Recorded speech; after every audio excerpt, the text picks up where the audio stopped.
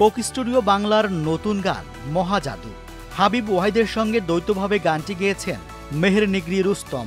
তিনি তাজিকিস্তানের জনপ্রিয় সঙ্গীত শিল্পী। 1994 সালের 14 অক্টোবর তাজিকিস্তানের খোভালিং জেলায় জন্ম মেহের নিগরি রুস্তমের। মাত্র 5 বছর বয়সে গান গাওয়া শুরু করেন তিনি। তখন থেকেই বিভিন্ন প্রতিযোগিতায় অংশ নেন।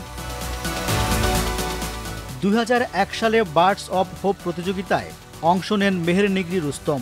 2003 সালে সানশাইন প্রতিযোগিতায় অংশ নিয়ে পুরস্কার জেতেন। পরে তুরস্কে অনুষ্ঠিত আন্তর্জাতিক প্রতিযোগিতা ইয়েদিনজি তুর্কি অলিম্পিকে স্বর্ণ ও রৌপ্য পদক লাভ করেন। 2006 সালে সিআইএস তরুণদের মধ্যে অনুষ্ঠিত ডেলফি গেমস প্রতিযোগিতায় লোকসঙ্গীত ও জনপ্রিয় গান বিভাগে 2টি স্বর্ণপদক জেতেন। এছাড়া রাজধানী দুশানবে শহরে অনুষ্ঠিত হয় জিলো 2014 প্রতিযোগিতা, যা আন্তর্জাতিক পর্যায়ে প্রথমবারের মতো অনুষ্ঠিত হয়েছিল। এই প্রতিযোগিতায় আধুনিক ও জনপ্রিয় সঙ্গীত বিভাগের একটিতে সেরা নারী গায়িকা নির্বাচিত হয়েছিলেন মেহের নিগরি রুস্তম। 2011 সালে দুশানবের আন্তর্জাতিক স্কুল থেকে স্নাতক ডিগ্রি অর্জন করেন মেহের নিগরি।